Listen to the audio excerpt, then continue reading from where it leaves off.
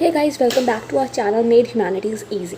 So we are going to study the chapter 2 of Political Science, Rights in the Indian Constitution.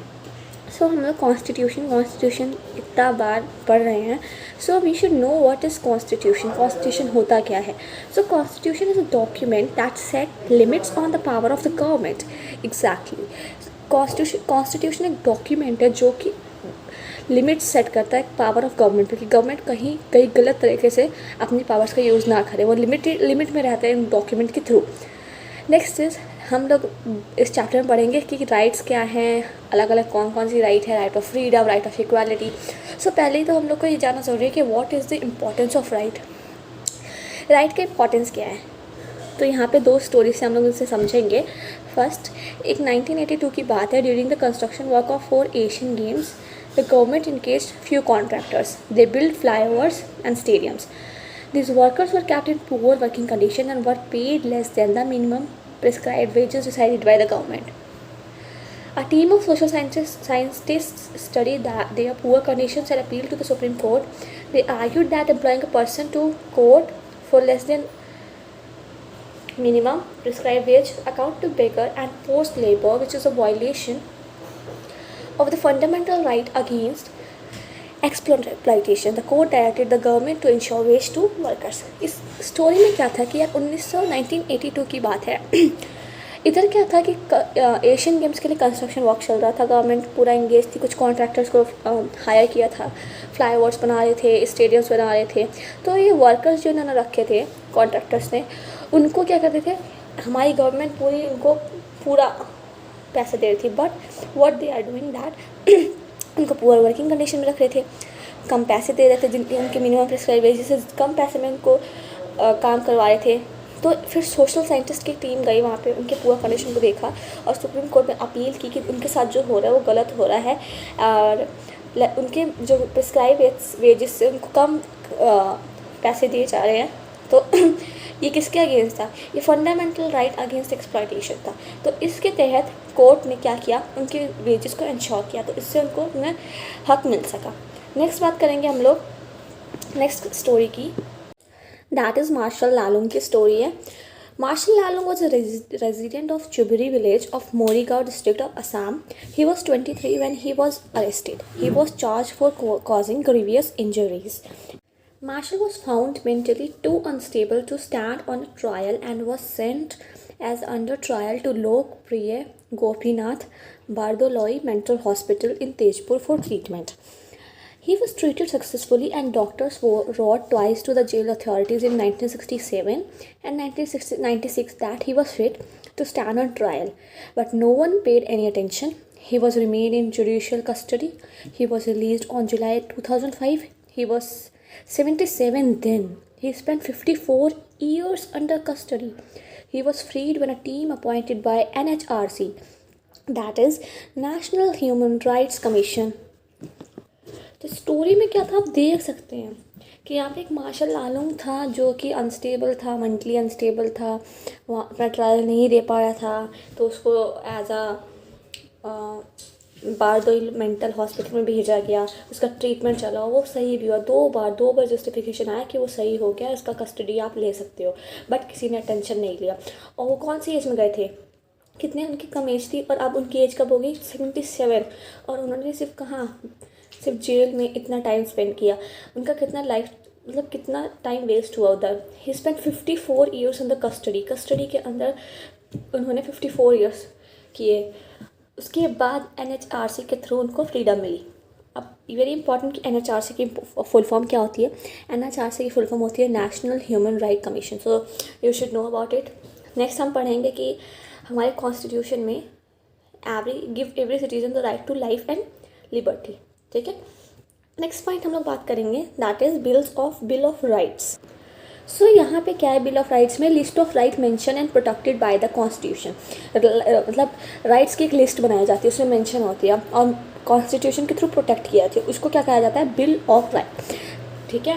Motilal Nehru committee ने demanded a bill of rights in 1928. Very important question कि यार किसने demand किया था. ठीक है. कौन सी कमेटी थी, कौन से ईयर में. तो you should know about that कि मोतीलाल नेहरू कमेटी ने किया था बिल ऑफ राइट की डिमांड इन 1928. नेक्स्ट कि हम लोगों ने अब इतना पढ़ लिया कि राइट्स इंपॉर्टेंट क्यों हैं, बिल्स ऑफ राइट क्या है, अब हम बात करेंगे फंडामेंटल राइट्स क्या होते हैं। So the constitution listed the rights that would be specially protected and are called fundamental rights. जिन राइट्स को स्पेशली प्रोटेक्ट किया जाता है, मतलब कि स्पेशली एम्फसाइज किया जाता है पे, उनको क्या कहते हैं, fundamental rights. And they are not violated by the government, मतलब कोई भी वायलेशन नहीं किया जाता गवर्नमेंट में इन राइट्स के लिए। इन राइट्स की एक स्पेशल थिंग है कि ये प्रोटेक्टेड होते हैं, गारंटीड होते हैं, किससे, अपनी कॉन्स्टिट्यूशन, कंट्री के कॉन्स्टिट्यूशन से, ठीक है। फंडामेंटल राइट में only be changed by amending the constitution, constitution में चेंज करके ही फंडामेंटल राइट को आप चेंज कर सकते हो, ठीक है। अब डिफरेंट थिंग है, दैट इज़ हम बात करेंगे ऑर्डिनरी राइट, जो कि नॉर्मल राइट होती है वो क्या होती है। ये भी प्रोटेक्टेड होती है, गारंटीड होती है, लेकिन एक ऑर्डिनरी लॉ से, ठीक है। इसको क्या है, इसको किसी भी चेंज की बात करी जाए तो ऑर्डिनरी लॉ मेकिंग से, मतलब उनको कुछ प्रोसीजर होता है उससे इसको चेंज किया जा सकता है। तो ये डिफरेंस ऑर्डिनरी राइट में था और फंडामेंटल राइट में था। अब हम बात करेंगे bill of right in south African constitution. तो साउथ अफ्रीका का जो कॉन्स्टिट्यूशन, उसमें बिल ऑफ राइट क्या थी, ठीक है। So the South African constitution was inaugurated in December 1996। जो साउथ अफ्रीका का कॉन्स्टिट्यूशन था वो कब इनऑगरेटेड हुआ था, दिसंबर के 1996 में। Next, it forbids discrimination on ground of race, gender, pregnancy, colour, age etcetera. तो ये कुछ उनके बिल ऑफ राइट्स थे साउथ अफ्रीका के। अब some of the right included in the constitution of South Africa. कुछ राइट्स इंक्लूड हुए थे कॉन्स्टिट्यूशन ऑफ साउथ अफ्रीका में, कौन कौन से थे। First is right to dignity, right to information, privacy, fair labour practice, healthy environment. तो ये सारी राइट्स को क्या किया था, इन्वॉल्व किया था, इंक्लूड किया था किसमें, साउथ अफ्रीका कॉन्स्टिट्यूशन में। हम लोगों ने इतना पढ़ा राइट्स के बारे में, तो सबसे पहले इंपॉर्टेंट चीज़ हमें राइट टू इक्वालिटी के बारे में जानना ज़रूरी है। तो यहाँ पे दो स्टोरीज़ हैं हम पढ़ेंगे जिनमें क्या हो रहा है, वायलेशन हो रहा है fundamental right of the discrimination based on gender and caste. तो जेंडर और कास्ट के बेसिस में डिस्क्रिमिनेशन हो रहा है। तो ये एक स्टोरी है स्वदेश कुमार की और एक स्टोरी है विमेन न्यूज़ रिपोर्टर की। तो यार बहुत इंपॉर्टेंट है कि राइट टू इक्वालिटी कौन से आर्टिकल के अंदर आता है, that is come under 14 to 18 article. तो 14 में क्या बोलता है, it deals with 2 kinds of rights. किसके, 2 काइंड्स ऑफ राइट्स में करता है।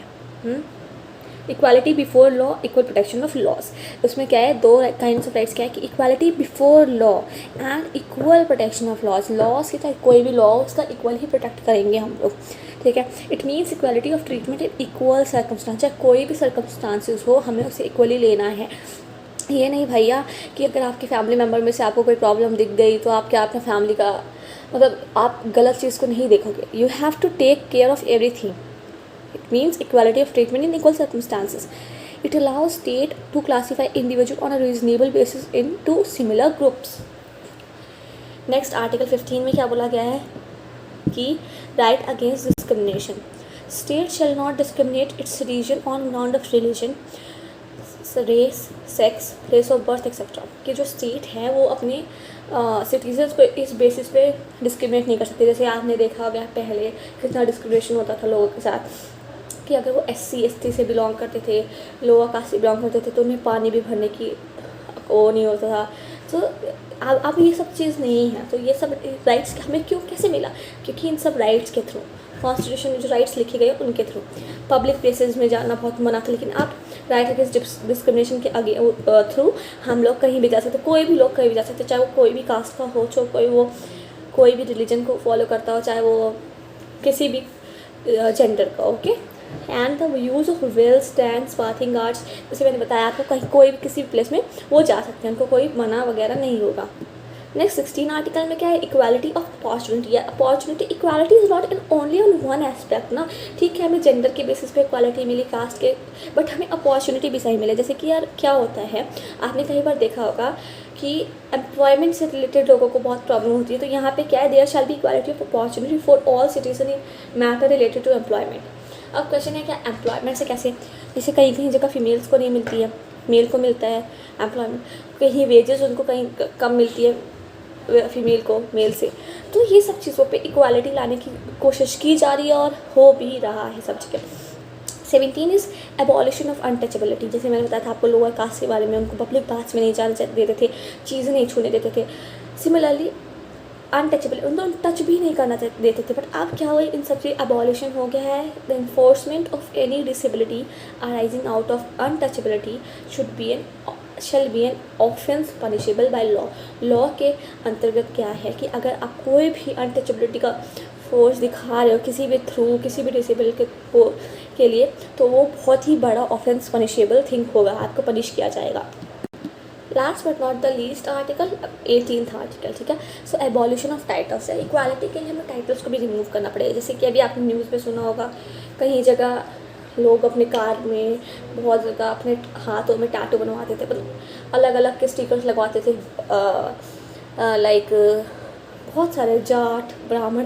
तो इन सब चीज़ों को अब हटा दिया गया है। अब एबॉलिशन के जगह state shall not confer any title on anybody whether a citizen or a non citizen except the recognition of academic and military distinctions. तो क्या है, कोई भी स्टेट किसी पे भी कोई टाइटल नहीं लगा सकती है अनटिल एंड अनलेस वो कोई एकेडमिक्स उसका हो या फिर मिलिट्री डिस्टिंक्शन, जैसे कि एकेडमिक्स में टॉपर हो, फर्स्ट हो, सेकंड हो, या अलग अलग चीज़ों में होता है, ठीक है। Padma Bhushan, Padma Vibhushan, Bharat Ratna and state awards are not regarded as titles. मतलब कॉन्स्टिट्यूशन के टर्म्स में ये सारी चीज़ें जो हैं, इसे जो अवार्ड्स दी जाती हैं, इनको टाइटल की तरह नहीं लिया जाए, मतलब कि it can be used. Okay, so इस वीडियो में हम सिर्फ इतना पढ़ेंगे राइट टू फ्रीडम के, और उससे आगे के आर्टिकल्स हम नेक्स्ट वीडियो में पढ़ेंगे। So stay tune and like, share and subscribe the video so that you, अगर आपको ये वीडियो पसंद आया होगा, आपको कुछ भी हेल्प मिली हो, तो please like the video and subscribe our channel. और अब अगर आपको कोई भी डाउट हो तो comment in our comment section so that we can clear your doubts. Thank you, have a great day.